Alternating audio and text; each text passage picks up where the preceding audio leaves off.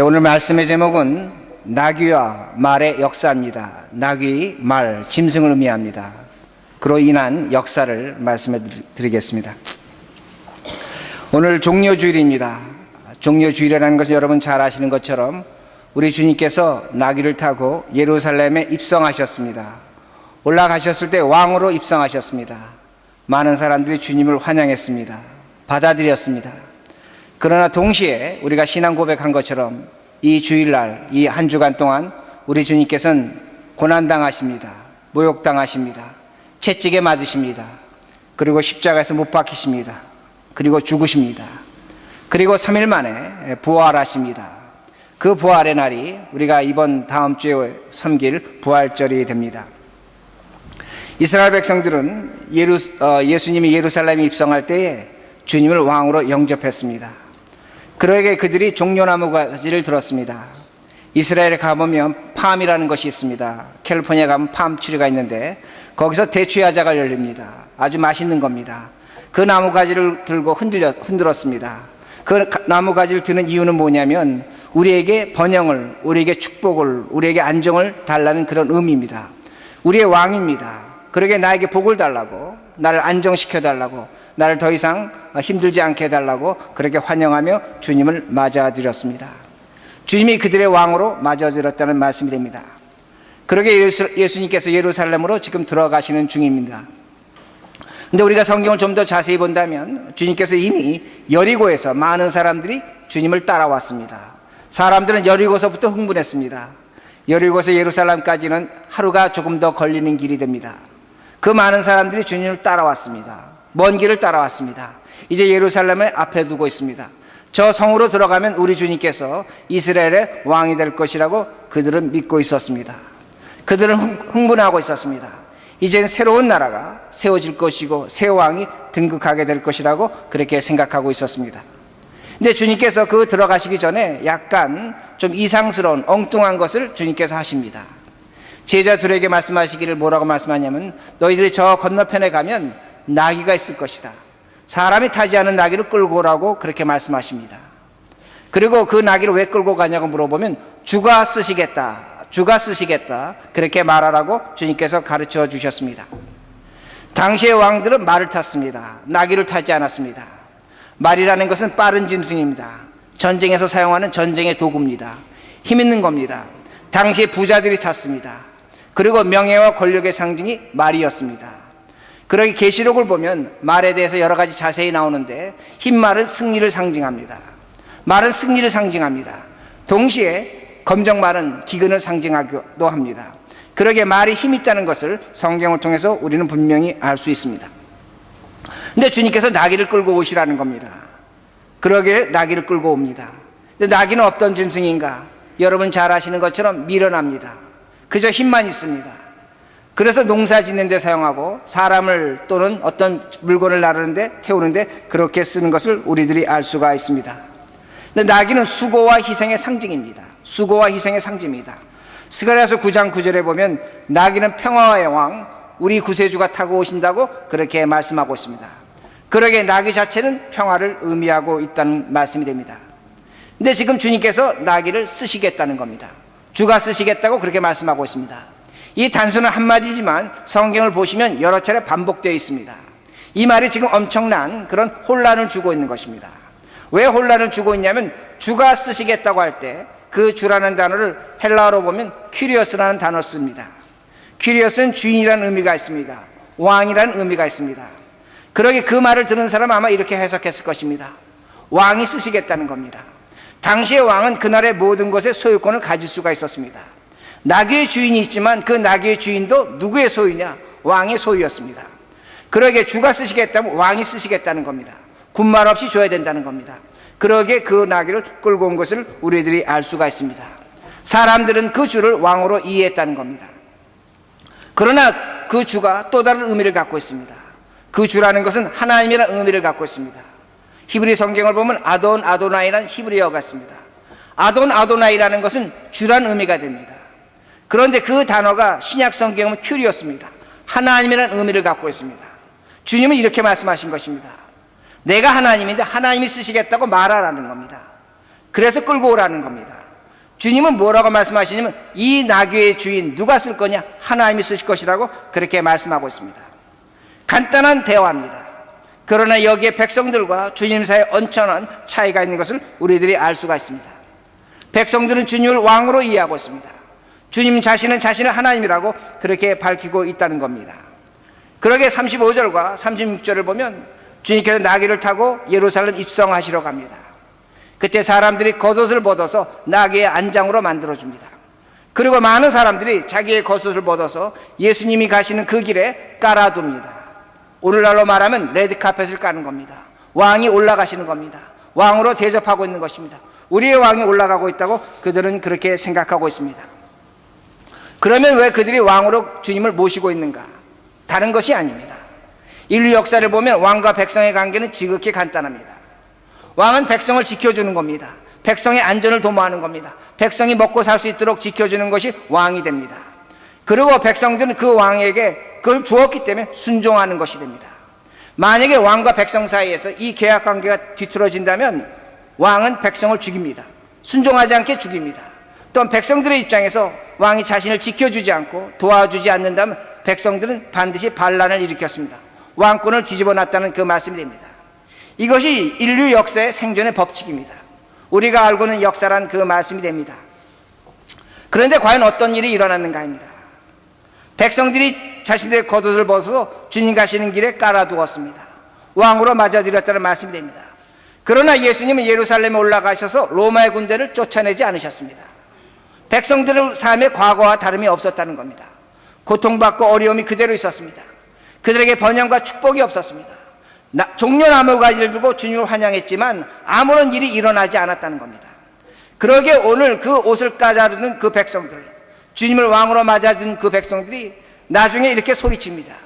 저를 십자가에 못 박으소서.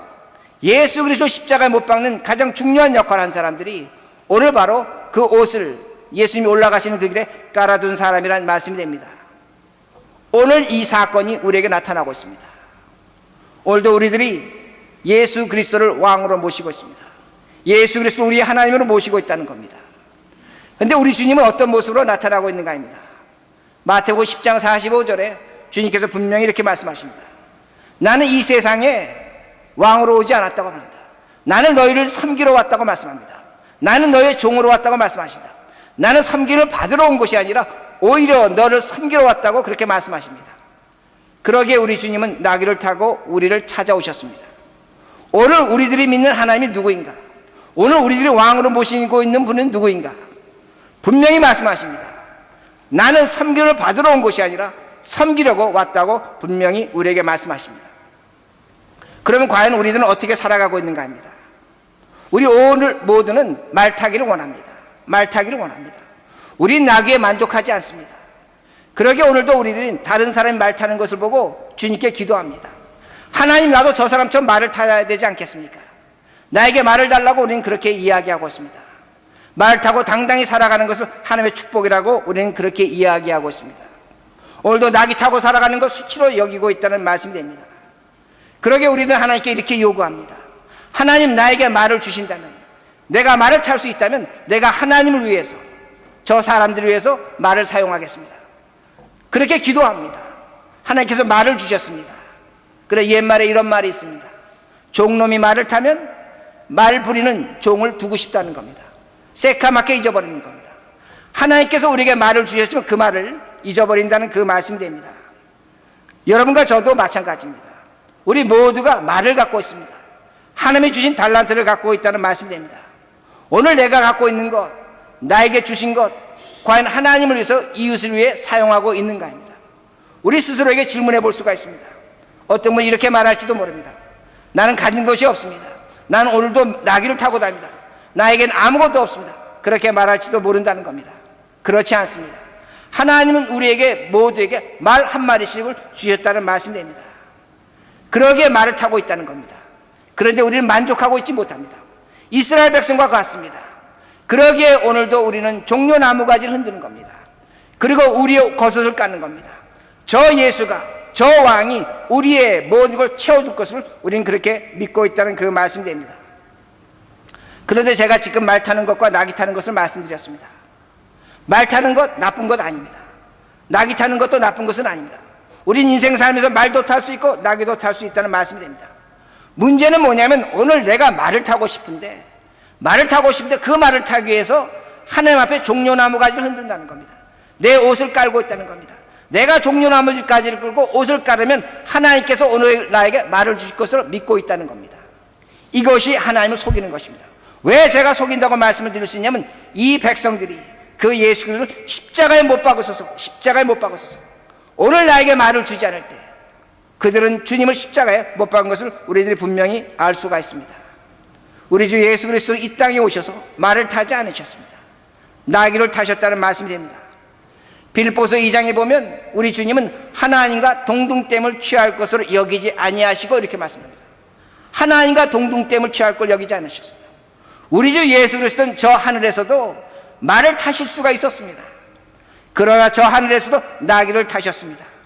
빌립보서 2장에 자신을 비워 종의 형체로 우리를 찾아오셨다고 말씀합니다. 이 세상 사시면서 주님은 종으로 오셨습니다. 갇힌 사람인데 종으로 오셨다는 겁니다. 주님은 이 세상 살면서도 말을 타실 수가 있었습니다. 그런데 자신을 비우셨습니다. 비우시고 뭐가 되냐? 종이 됐다고 말씀하십니다. 나귀를 타셨다고 말씀합니다. 그리고 자기를 낮추시고 죽기까지 복종하시되 십자가에서 죽으시느니라. 우리 주 예수 그리스도는 이 땅에 오셔서 끝까지 나귀를 타셨습니다. 그러기에 십자가에 죽으셨다는 것을 성경은 우리에게 분명히 보여줍니다. 이것이 예수 그리스도입니다. 이것이 여러분이 믿는 예수라는 겁니다. 내가 믿는 예수는, 우리가 믿는 예수는 말을 타지 않습니다. 나귀를 타고 우리를 찾아오셨다는 말씀이 됩니다. 그럼 나귀 타신 예수가 과연 힘이 있는가? 능력이 있는가? 질문해 봐야 됩니다. 마태복음 10장 16절에 주님께서 제자들에게 이렇게 말씀하십니다. 내가 너희들을 이 세상에 보낸다는 겁니다. 너희들은 양이라는 겁니다. 근데 이 세상은 늑대라는 겁니다. 이리떼에게 보낸다고 말씀합니다. 여러분 한번 생각해 보시기 바랍니다. 이리가 양이 찾아오면 반드시 잡아먹습니다. 이리는, 늑대는 강한 발톱을 갖고 있습니다. 무서운 이빨을 갖고 있습니다. 양 잡아먹기는 시군죽입니다. 근데 주님께서 말씀하십니다. 내가 너희들을 이리떼에게 보낸다는 겁니다. 왜 보내는가? 죽으라고 보내는가? 그렇지 않습니다. 우리는 이리를 이길 수 있다는 겁니다. 우리는 이기와 싸워서 이길 수 있다는 겁니다. 그들이 아무리 날카로운 발톱을 갖고 있고 그들이 아무리 사나운 이빨을 갖고 있다고 할지라도 이길 수 있게 우리를 보내는 겁니다. 그 방법은 다른 것이 아닙니다. 나귀 타고 살면 이긴다는 겁니다. 왜? 우리 주 예수 그리스도가 나귀를 타셨습니다. 그러게 너희들도 나귀 타고 이 세상에 살아가면 이 세상이 아무리 너희를 힘들게 하고 날카로운 이빨이 있고 힘든 것이 있다고 할지라도 이길 수 있다고 분명히 말씀합니다. 이것을 신학적으로 사도성이라고 합니다. 사도성. 보내는 자가 보내는 짐을 받는 자를 책임지는 겁니다. 하나님이 우리를 세상에 보내십니다. 그러기에 우리를 책임진다는 겁니다. 그러기에 주님의 보냄을 받는 우리들은 무엇을 타고 살아야 되는가? 나귀를 타고 살아야 된다는 그 말씀이 됩니다. 나귀를 타고 사는 것, 이 세상에서 결코 약하지 않는다는 말씀이 됩니다. 우리 주 예수 그리스도는 나귀를 타시고 고난당하셨습니다. 죽으셨습니다. 부활하셨다는 겁니다. 세상을 이기셨다는 말씀이 됩니다. 그러기에 오늘도 주님께서 우리에게 이 인생 살아가면서 이 세상을 이기는 것 오로지 하나로 말씀하십니다.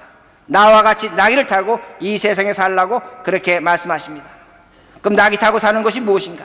다른 것이 아닙니다. 겸손하게 사는 겁니다. 정직하게 사는 겁니다. 착실하게 사는 겁니다. 이웃과 다투지 않는 겁니다. 이렇게만 살면 하나님의 힘이 나타난다고 분명히 우리에게 가르쳐 주십니다. 두 번째, 오늘 말씀을 보면 바리새인들이 나타납니다. 그 바리새인들은 그 백성들의 속셈을 알고 있었습니다. 어떤 속셈을 알고 있었냐면 그들이 종려나무 가지를 흔들었습니다. 겉옷을 벗어 길에 깔았습니다. 바리새인들은 무엇을 알고 있냐면 저 백성들이 저 예수를 왕으로 모시고 자신들의 이익을 추구한다는 것을 바리새인들은 알고 있었다는 겁니다. 누구보다 그들은 잘 알고 있었습니다. 또한 바리새인들은 알고 있었습니다. 무엇을 알고 있으면 나귀 타고 오신 예수가 그 예루살렘인 로마의 군대, 말탄 군대를 이길 수 없다는 걸 너무나 잘 알고 있었습니다. 그러기에 그 나귀 타고 온 그 예수에게 이렇게 말합니다. 뭐라고 얘기하냐면 저 백성들이 소리 지르는 것이 있는데, 말하는 것인데 저걸 지르지 않게 해달라는 겁니다. 조용하게 해달라는 겁니다. 백성들이 이렇게 소리쳤습니다. 38절입니다. 이르되 찬송하리로다 주의 이름으로 오시는 왕이여 하늘엔 평화요 가장 높은 것은 영광이로다 하리니. 자, 지금 이 말을 백성들은 외치는 겁니다. 근데 바리새인은 알고 있었습니다. 저것이 자신들의 진심이 아니라는 겁니다. 당신을 왕으로 모시고 자신의 이익을 구하기 위해서 지금 소리치고 있다는 겁니다. 그러니까 저렇게 소리치지 않게 해달라고 주님께 요구하고 있습니다. 근데 주님께서 그때 이렇게 말씀하십니다. 저들이 저것마저 소리치지 않으면 내가 돌들에게 소리치게 하겠노라고 분명히 말씀하십니다. 자, 이 말씀이 어떤 의미인가입니다. 제가 이것을 이렇게 설명드리겠습니다. 20세기 신학자 중에 한 사람이 칼 바르트라는 사람이 있습니다. 그 사람이 설교와 하나님의 말씀에 대해서 다음과 같이 정의했습니다. 제가 읽어드릴 테니까 듣기만 하시기 바랍니다. 그 사람은 목사였습니다. 목사로서 우리는 하나님에 관해 말해야 한다. 그러나 우리는 인간이기에 하나님에 관해 말할 수 없는 자들이다. 그러므로 우리는 우리의 의무와 우리의 무능력을 모두 인정하지 않을 수 없고 이 사실을 인정함으로써 하나님께 영광을 드려야 마땅하다. 그럼 뭐라고 얘기하냐면 우린 사람이기 때문에 하나님에 대해 말할 수 없다고 그렇게 말하는 겁니다. 우린 말할 자격도 없다는 겁니다. 우린 무능하다는 겁니다. 그러나 그는 말합니다. 우린 하나님에 대해서 말해야 된다는 겁니다. 그럼에도 불구하고 말해야 된다는 겁니다. 오늘 우리도 마찬가지입니다. 이 세상 살아가면서 하나님 말씀대로 제대로 살지 못합니다. 그러게 내가 하나님 말씀을 전하는 것 자체가 부끄럽습니다. 나에게 수치가 있고 부끄러움이 있고 못난 것이 있습니다. 그러게 내가 봐도 창피합니다. 그러나 칼 바르트는 뭐라고 얘기하면 하나님 말씀 전하라는 겁니다. 어떤 분이 이렇게 얘기합니다. 목사님, 저는 전도할 수 없습니다. 나 같은 것이 어떻게 전도합니까? 하나님 말씀 전하지 못합니다. 그러나 그는 말합니다. 그래도 하나님 말씀 전하라는 겁니다. 왜 그가 하나님 말씀 전하라고 말하는가? 다른 것이 아닙니다. 우리보다 중요한 것이 하나님의 말씀이라는 겁니다. 우리의 삶의 내용보다 중요한 것이 하나님 말씀 자체라는 것입니다. 그러기에 그 말씀의 자체가 능력이 있는 겁니다. 성령의 역사가 있는 것입니다. 그러기에 하나님의 말씀을 전하라고 그렇게 말씀하고 있습니다. 말하고 있습니다. 그러기에 우리도 마찬가지입니다. 오늘 우리들이 이 세상 살아가면서 하나님의 말씀을 선포해야 됩니다. 예수님이 예루살렘 올라갈 때 그 백성들 진심이 아니었습니다. 자신들의 이익을 얻기 위해서입니다. 자신들이 어떤 것을 얻기 위해서입니다. 그럼에도 불구하고 예수님 말씀하십니다. 저들이 소리치지 않으면 돌들이 소리친다는 겁니다. 그러기에 오늘 우리들이 하나님의 말씀을 세상 나가서 전해야 된다는 그 말씀이 됩니다. 그러기에 제가 38절을 다시 읽어드리겠습니다. 이르되 찬송하리로다. 주의 이름으로 오시는 왕이여 하늘엔 평화요 가장 높은 것은 영광이로도 하니. 자, 이 말씀은 어디에 있는 말씀이냐면 시편 118편에 있는 말씀이 됩니다. 이스라엘 백성이 그 말씀을 인용해서 주님 올라오실 때 선포한 것이 됩니다. 자, 그러면 이 말씀이 어떤 말씀인가? 제가 오늘 본문과 연결해서 이렇게 해석을 할 수가 있습니다. 우리 주님께서 버린 돌이 되십니다. 버린 돌이 됐다는 것은 우리 주님께서 이 세상에 오셨지만 십자가에서 고난당하시고 죽으셨습니다. 그리고 부활하셨습니다. 그리고 시편에서 말하는 것이 무엇이냐면 그 버린 돌이 성전의 모퉁이돌, 머릿돌이 되셨다고 그렇게 말씀하십니다. 그 버린 돌이 우리의 구원이라는 겁니다. 그 구원이 신비하다는 겁니다. 우리가 측량할 수 없다고 그렇게 말합니다. 그러면서 118편 26절에 뭐라고 얘기하냐면 하나님의 이름으로 오는 사람들은 하나님의 집에서 축복을 받는다고 말합니다. 다시 말씀드린다면 예수 그리스도가 하나님의 성전이 됐다는 겁니다. 그러게 그 예수 그리스도에게 오는 자들에게 하나님께서 복을 주신다고 그렇게 말씀하고 있습니다. 그러면 그 예수에게 나가면 어떤 복을 받는가? 어떤 복을 받는가? 우리가 필요한 것을 받는가? 그렇지 않습니다. 어떤 복을 받냐면 하나님의 구원의 복을 받는다는 겁니다. 이 세상에 행복한 사람이 누구인가? 성공한 사람이 누구인가? 여러 가지로 질문할 수가 있습니다. 제가 목사이기 때문에 말씀드리는 것이 아닙니다. 이 세상에 가장 행복하고 성공한 사람은 예수 그리스도를 아는 자입니다. 가장 불행한 자는 누군가? 예수 그리스도를 모르는 자란 그 말씀이 됩니다. 왜냐하면 예수 그리스도를 알므로 말미암아 하나님과 관계가 성립되는 겁니다. 예수 그리스도를 모른다면 하나님과 우리의 관계는 사람에 가진 원수의 관계가 될 수밖에 없다는 겁니다. 그런데 지금 예루살렘이 하나님과 그 관계가 원수의 관계라는 겁니다. 그러게 41절에 보면 주님께서 예루살렘 성을 보시고 통곡하십니다. 울고 계신다는 겁니다. 그리고 그 우시는 이유를 42절에 이렇게 말씀합니다. 예루살렘이 평화에 관한 일을 알지 못한다는 겁니다. 평화에 관한 일을 알지 못한다는 겁니다. 자, 예루살렘 그 단어 자체가 조루샬롬입니다. 제루살렘이라는 건 저루라는 장소입니다. 샬롬은 여러분 아시는 것처럼 살롬, 즉 평화, 화평입니다. 평화의 도시입니다. 화평의 도시입니다. 근데 주님께서 뭐라고 말씀하시냐면 저 예루살렘에 평화가 없다는 겁니다. 화평이 없다고 그렇게 말합니다. 왜 그런가? 예수 그리스도를 모른다는 겁니다. 그러기에 너희들이 하나님과 원수가 됐기에 내가 지금 통곡하고 있다고 그렇게 말씀하십니다. 그 이유가 43절과 44절입니다. 이 말씀은 우리가 함께 읽겠습니다. 중요하니까 읽겠습니다. 43절과 44절입니다. 찾으시면 우리 같이 읽겠습니다. 43절과 44절 같이 읽습니다. 시작. 날이 이를지라 내 원수들이 도둔을 쌓고 너를 둘러 사면으로 가두고 또 너와 및 그 가운데 있는 내 자식들을 땅에 메어치며 돌 하나도 돌 위에 남기지 아니하리니 이는 내가 보살핌 밟는 날을 알지 못함을 인함이니라. 자, 그런데 여기 중요한 말씀이 44절 후반절에 보면 이는 내가 보살핌 밟는 날을 알지 못함을 인함이니라 이렇게 번역을 했습니다. 근데 제가 현대인의 성경을 이 부분을 읽어드리겠습니다. 하나님이 너에게 찾아온 때를 내가 알지 못했기 때문이다. 하나님이 예루살렘에 찾아가셨다는 겁니다.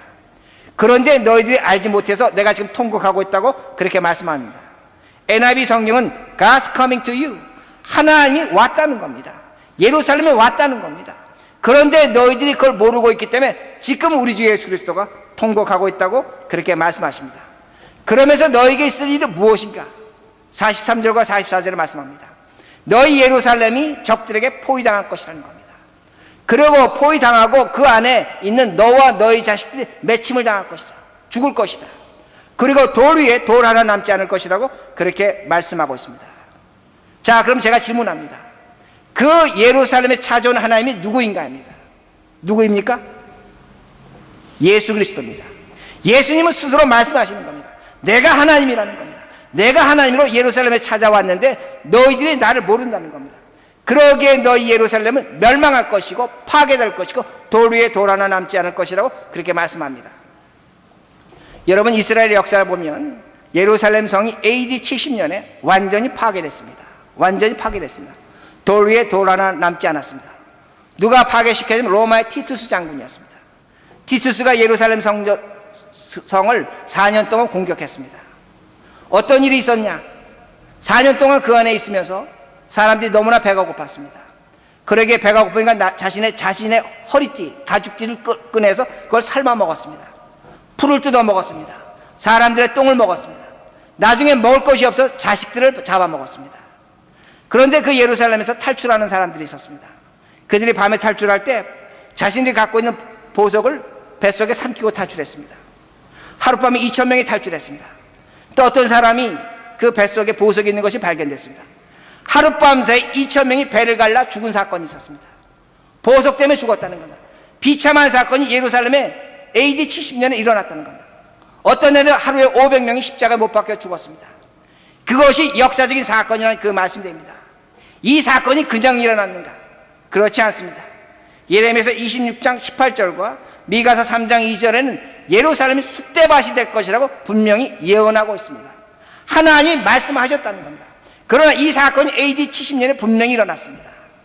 주님도 이 사건을 예루살렘 성이 망하기 전 40년 전에 분명히 예언하셨습니다. 여러분 또한 성경의 그 역사적인 기록을 보면 AD 66년에 예수 그리스도의 말씀을 믿는 기독교 신자들은 그 예루살렘에 빠져나왔습니다. 그리고 요단강 건너 펠라라는 도시로 이미 피신을 갔습니다. 그러기에 유대인들이 그때에 그 전쟁에 참여하진 예루살렘 전쟁에 참여하지 않은 그 기독교 신자를 유대교에서 축출했습니다. 더 이상 우리의 형제가 아니라고 그렇게 역사적으로 추방한 역사적인 기록도 있다는 겁니다. 그 전쟁을 통해서 약 4년의 전쟁을 통해서 10만 명이 포로가 됐습니다. 그리고 그 예루살렘 성 안에 크지 않은 성입니다. 시체가 12만 구가 있습니다. 그 12만 명의 시체를 끌어내는데 석 달이 걸렸다고 그렇게 기록이 있습니다. 그리고 돌 하나 없이 파괴되었다는 겁니다. 중요한 이겁니다. 예루살렘 성전이 완전히 파괴됐습니다. 성전이 파괴됐기 때문에 제사장이 필요 없습니다. 제사장이 사라졌습니다. 제사장이 사라졌다는 건 무엇이냐면 유대 종교의 근간이 사라졌다는 겁니다. 제사장 없는 유대교는 유대교의 가치가 없다는 말씀이 됩니다. 그러기에 히브리서 1장 1절에서 2절에 이렇게 말씀합니다. 뭐라고 성경이 우리에게 가르쳐주고 있냐면, 하나님이 구약에 있는 선지자와 예언자를 통해서 하나님께서 말씀을 부분적으로 가르쳐 주셨다고 말씀합니다. 그러나 2절에 가면 뭐라고 말씀이 나오냐면, 이 모든 마지막 날에, 이 모든 마지막 날에 아들 예수 그리스도를 통해서 하나님께서 말씀하셨다고 말씀합니다. 그를 믿음의 상속자로 세우셨다는 겁니다. 그를 통해서 세상을 창조하셨다고 말씀하는 겁니다. 성경은 뭐라고 가르쳐주고 있냐면, 예수 그리스도가 십자가에 죽으시고 부활하신 그날을 마지막 날이라고 말씀합니다. 그 마지막 날에 만유의 후사요 믿음의 주체로 세우셨다는 겁니다. 그를 통해서 하나님께서 새로운 구원의 사역을 시작하셨다는 말씀입니다. 이제는 더 이상 제사장을 찾아가지 않습니다. 이제는 더 이상 선지자를 찾아가지 않습니다. 이제는 더 이상 예언자를 찾아가지 않는다는 말씀입니다. 하나님께서 성경을 통해서 뭐라고 말씀하냐면, 예수 그리스도 통해서 마지막 날이 있다는 겁니다. 이젠 새로운 날이 시작된다는 겁니다. 구원이 있다는 겁니다. 예수를 믿음으로 구원이 있다고 분명히 말씀하고 있습니다. 이것이 십자가의 구원이라는 말씀입니다. 이것이 기독교라는 겁니다. 우린 유대교를 믿지 않습니다. 하나님을 믿지만 왜 예수를 믿고 기독교라고 하는가? 하나님께서 성경을 통해서 분명히 보여주십니다. 마지막 더 이상 그 방법을 사용하지 않는 겁니다. 제사장과 서기관과 바리새인들과 예언자들이 없어졌습니다. 오로지 한 분 예수 그리스도를 통해서 구원의 하나님의 역사의 방법이 일어나고 있다는 말씀입니다. 그러게 성경 우리에게 가르쳐 줍니다. 이런 역사적인 사실을 근거로 인해서 우리에겐 더 이상 예루살렘 성전이 필요하지 않는 겁니다. 그러게 시편 118편을 제가 뭐라고 말씀드렸냐면, 그 머릿돌 예수 그리스도가 우리의 성전이 되시는 겁니다. 그러게 성경을 말씀합니다. 예수 그리스도가 하나님의 제물이 되셨습니다. 어린 양으로 십자가에서 죽으셨습니다. 그 예수 그리스도가 우리의 대제사장이 되셔서 우리의 죄를 갖고 하나님, 성부 하나님께 나가서 우리의 죄를 용서받았다고 성경은 가르쳐주고 있습니다. 그로 말미암아 하나님의 영 성령이 우리 안에, 성령 우리 안에, 우리 몸 성전 안에 들어와 계신다고 성경 우리에게 분명히 가르쳐줍니다. 이것이 종료주일에 낙이 타고 오신 예수 그리스도로 말미암아 우리에게 일어난 사건이라는 말씀입니다. 그러기에 여러분이 무엇을 믿고 있는가입니다. 예수가 나에게 무엇을 주는가입니다. 오늘 이 땅에 살아가면서 나에게 말을 태워줘야 되는가? 내 문제를 해결해 줘야 되는가? 내가 갖는 것을 예수가 주어야 되는가? 그렇지 않습니다. 오늘 그 예수 그리스도는 우리에게 구원과 생명의 자리를 허락하셨다는 말씀입니다. 그러게 제가 말씀을 마칩니다. 예수 그리스도 나귀를 타고 오셨습니다. 그러나 그 나귀를 타고 오신 예수 그리스도가 말을 탄 로마 군대를 무너뜨리셨습니다. 로마란 나라를 변화시켰습니다. 그 로마는 역사 속에 사라졌습니다. 그 예수 그리스도가 나귀 타고 오신 예수 그리스도가 인류 역사 2000년의 주인공인 걸 우린 너무나 잘 알고 있습니다. 우리가 갖고 있는 문학, 사상, 철학 모두가 그리스도로 말미암아 나타난 것을 우리가 알고 있다는 겁니다. 그러기에 주님께서 말씀하십니다. 오늘도 너희가 세상 나갈 때 두려워하느냐? 이리때 같은 세상, 무서운 발톱을 갖고 무서운 이빨을 갖고 우리에게 으르렁거리고 있습니다. 주님은 말씀하십니다. 내가 나귀 타고 왔다는 겁니다. 너희들도 나귀 타고 이 세상에 살라는 겁니다. 겸손하라는 겁니다. 평화하라는 겁니다. 낮아지라는 겁니다. 희생하라는 겁니다. 헌신하라는 겁니다.